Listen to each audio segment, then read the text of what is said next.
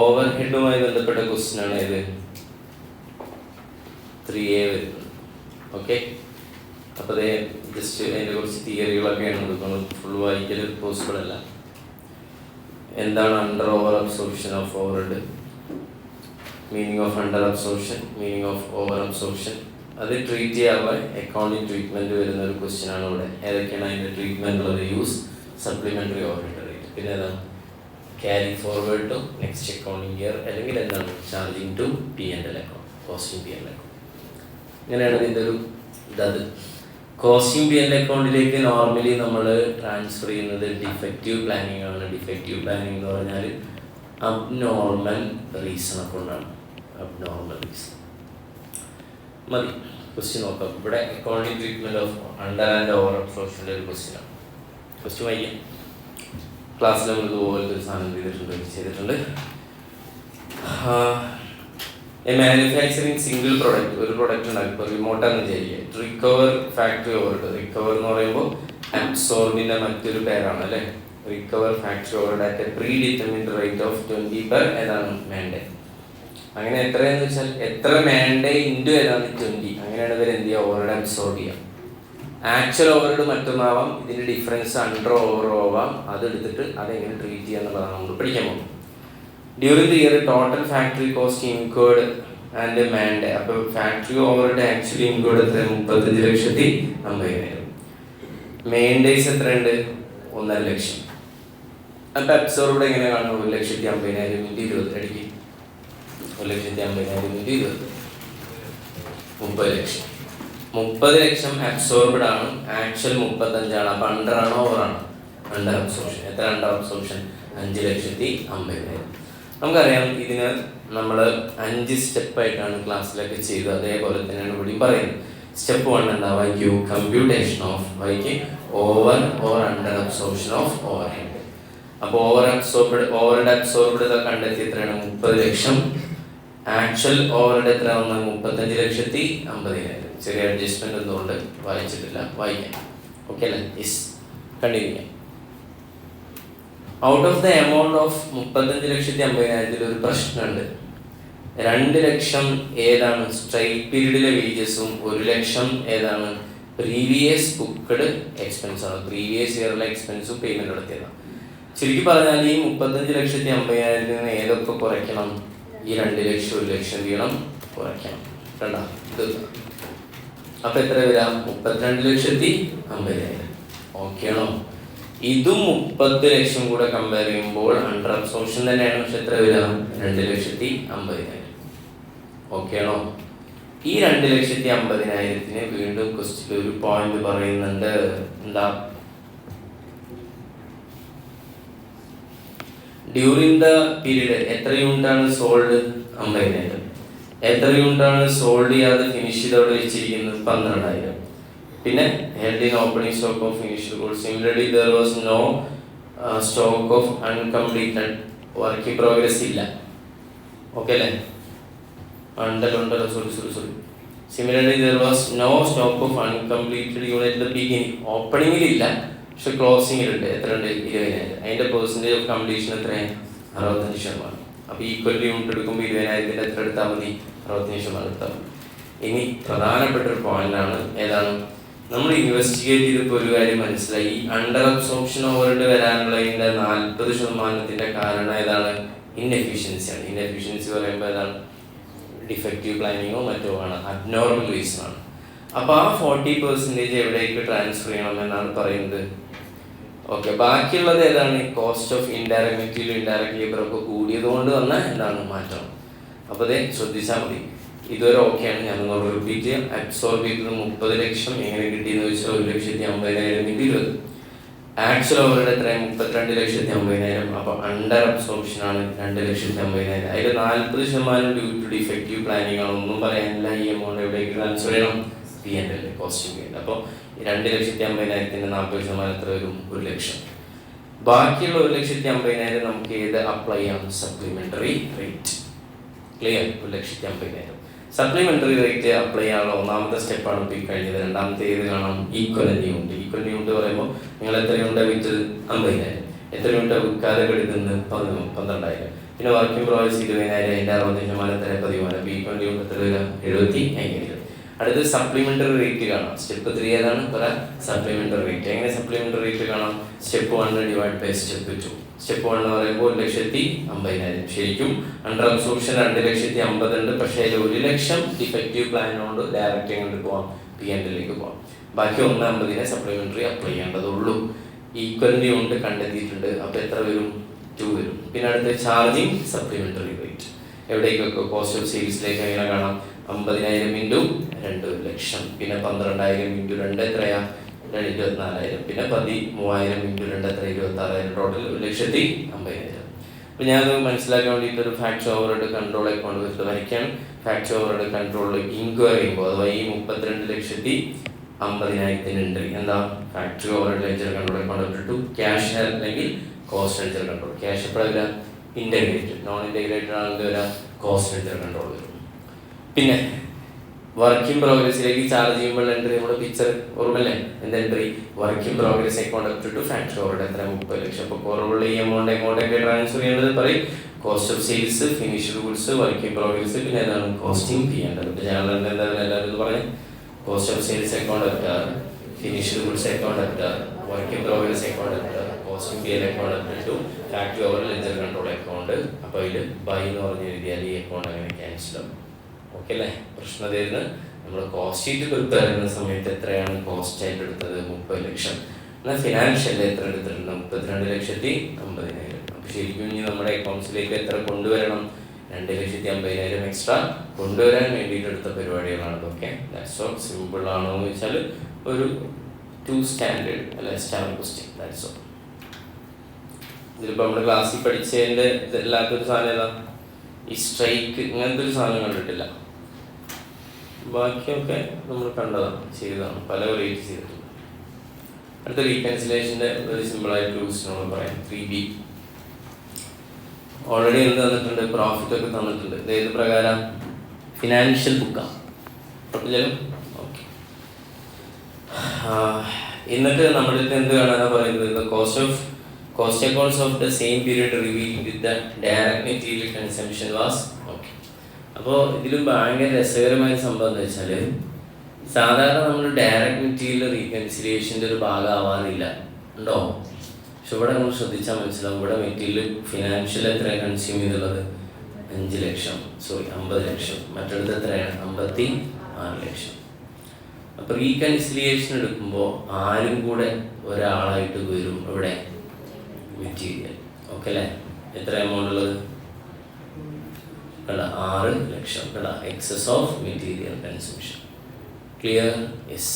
നിങ്ങൾ ക്ലാസ് ഇങ്ങനെ എടുക്കുമ്പോൾ പറയാറുണ്ട്, സാധാരണ വരാറില്ല, വരുന്ന ക്വസ്റ്റ്യൻ ഉണ്ട്. ഒരു ക്വസ്റ്റ്യനാണ്. ഡാറ്റ്സ് ഓൾ. വേജസ് എത്രയുള്ളത്? വേറെ പ്രശ്നമില്ല. ഞാൻ ഇതൊക്കെ വായിച്ചു നോക്കാം. Factory over 20% prime cost. Administration over 6 per unit production. Selling എത്രയാണ്? 8 പെർ യൂണിറ്റ് സോൾഡ്. സിമ്പിൾ ക്വസ്റ്റ്യനാണ്. അതിന് എന്ത് ചെയ്യണം? ഫിനാൻഷ്യൽ റെക്കോർഡ് പ്രകാരവും പ്രോഫിറ്റ് കണ്ടെത്തിയിട്ടില്ല അല്ലേ? ഉണ്ടല്ലോ. 12,90,000. വീണ്ടും അതിന് ഉണ്ടാക്കുന്നുണ്ട്. അങ്ങനെ ഷാറ്റേഡ് ആയിട്ട് ഇട്ടിട്ടില്ല അല്ലേ? Prepare a profit and loss account both as per financial accounts and ഏതാണ്? Cost account. പറഞ്ഞിട്ട് ഓൾറെഡി ഇവിടെ പ്രോഫിറ്റ് ഉണ്ട്, അത് ഞാൻ പറയാം. 12,90,000 കുഴപ്പമില്ല, നമുക്ക് ഉണ്ടാക്കാം. അപ്പോൾ P&L ഉണ്ടാക്കണം. ഞാൻ പറഞ്ഞു ആദ്യം ഇതാണ് ഡയറക്റ്റ് മെറ്റീരിയൽ എത്രയാണ്? 50 lakh അല്ലേ? 50 lakh. അടുത്ത് പറഞ്ഞ് ഡയറക്റ്റ് വേജസ് 30,00,000 കറക്റ്റാണ്. പിന്നെ ഫാക്ടറി ഓവർഹെഡ് 16, പിന്നെ 7, പിന്നെ 9,60 അല്ലേ? 16, പിന്നെ ഇവിടെ 7, 9,60. ഒരു സെഗ്രിഗേഷൻ കൊടുത്തിട്ടുണ്ട്. ഗ്രോസ് പ്രോഫിറ്റ് വേണമെങ്കിൽ ഒഴിവാക്കാം. അങ്ങനെ ഒരു സെപ്പറേഷൻ കൊടുക്കേണ്ട ആവശ്യമില്ല. ഡയറക്റ്റിൻ്റെ എഴുതിയിട്ട് നെറ്റ് പ്രോഫിറ്റ് കണ്ടാൽ മതി. ഇതുവർക്ക് തോന്നി വരെ ഓരോ സമയത്ത് ഓരോന്നും ചെയ്യാം. അടുത്തതാണ് ബാഡ് റിലീവൻ എക്സ്പെൻസ്, ലീഗൽ ചാർജ്, ഇതൊക്കെ എടുക്കും. P&L. ഡിവിഡൻഡ് റിസീവ്ഡ് ക്രെഡിറ്റ് ചെയ്യും. ഇൻട്രസ്റ്റ് ഡെപ്പോസിറ്റ് റിസീവ്ഡ് എന്ത് ചെയ്യും? ക്രെഡിറ്റ് ചെയ്യും. സെയിൽ എന്ത് ചെയ്യും? 120 lakh ക്രെഡിറ്റ് ചെയ്യും. Closing stock of finish goods ഇതൊക്കെ അതേപോലെ ആസിറ്റീസ് എന്ത് ചെയ്യും? ക്രെഡിറ്റ് ചെയ്യും. ആണല്ലേ? ഓക്കെ അല്ലേ? അതേപോലെ പറയും ക്ലോസിംഗ് സ്റ്റോക്ക് ഫിനിഷ്ഡ് 320. ഓക്കെ, പിന്നെ വർക്ക് ഇൻ പ്രോഗ്രസ് 2 ഉള്ളൂ അല്ലേ? അപ്പോൾ ഓക്കെ, അതിൽ എത്ര പ്രോഫിറ്റ് കിട്ടും? 12,90,000. ഓക്കെ അല്ലേ? ഞാൻ ഓരോന്നത്ത് പറഞ്ഞതൊന്നും വേണ്ടല്ലോ. അടുത്ത് നമ്മൾ കോസ്റ്റ് ഷീറ്റിൻ്റെ നോക്കാം. ഡയറക്റ്റ് മെറ്റീരിയൽ നോർമലി നമ്മൾ എന്താ ചെയ്യുക ഒന്നും പറഞ്ഞില്ലെങ്കിൽ ഈ 50 ലക്ഷം തന്നെ എടുക്കും. പക്ഷെ ഇവിടെ പറ്റില്ല, 56 ലക്ഷമാണ്. അപ്പോൾ അത് എഴുതണം 56 ലക്ഷം. ലേബർ, ക്വസ്റ്റിലെ ലേബർ എത്ര? 30 lakh. അതിനെടുക്കണ്ടേ? എടുത്തു 30 lakh. പ്രൈം കോസ്റ്റ് ആഡ് ചെയ്യും.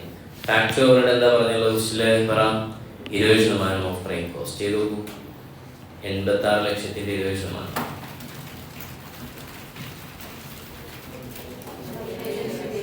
ഓക്കെ അല്ലേ? അപ്പോൾ കിട്ടി. ഇനി ഇതിൻ്റെ കൂടെ എന്ത് ചെയ്യണം? വർക്ക് ഇൻ പ്രോഗ്രസിൻ്റെ ഓപ്പണിങ്ങും ക്ലോസിങ്ങും എന്ത് ചെയ്യണം? ആഡ് ഇൻവെസ്റ്റ് ചെയ്യണം. ഓപ്പണിങ് തന്നിട്ടുണ്ടാ? ഇല്ല. ക്ലോസിംഗ് ഉണ്ട് അല്ലേ? എത്ര?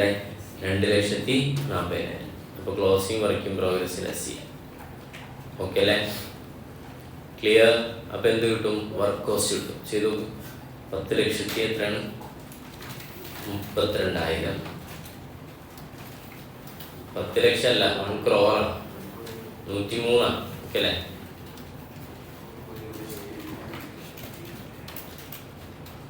അതിനെന്ത് ലെസ് ചെയ്യാം? Closing work in progress less ചെയ്യാം. അപ്പോൾ എന്ത് കിട്ടും? വർക്ക് കോസ്റ്റ് കിട്ടും. ഓക്കെ, അടുത്തത് നിങ്ങൾ സെയിൽ ചെയ്ത യൂണിറ്റ് എത്രയാ? 1,70,000. ഫിനിഷ് ചെയ്തിട്ട് എത്രയുണ്ട്? അപ്പോൾ ടോട്ടൽ എത്രയാണ് ഇപ്പോൾ പ്രൊഡ്യൂസ് ചെയ്തിട്ടുണ്ടാവുക? 1,24,000. ഓക്കെ അല്ലേ? അതാണ് ഇങ്ങനെ എഴുതിയുള്ളത് വർക്ക് കോസ്റ്റ്. അഡ്മിനിസ്ട്രേഷൻ കോസ്റ്റ് എങ്ങനെ പറയുന്നത്? കോസ്റ്റിൽ 6 പെർ യൂണിറ്റ് പ്രൊഡ്യൂസ് ചെയ്ത്. അപ്പോൾ എങ്ങനെ കാണാം? അഡ്മിനിസ്ട്രേഷൻ 1,24,000 യൂണിറ്റ് ആണ് പ്രൊഡ്യൂസ് ചെയ്തത്. ഇൻറ്റു 6 7,40,000.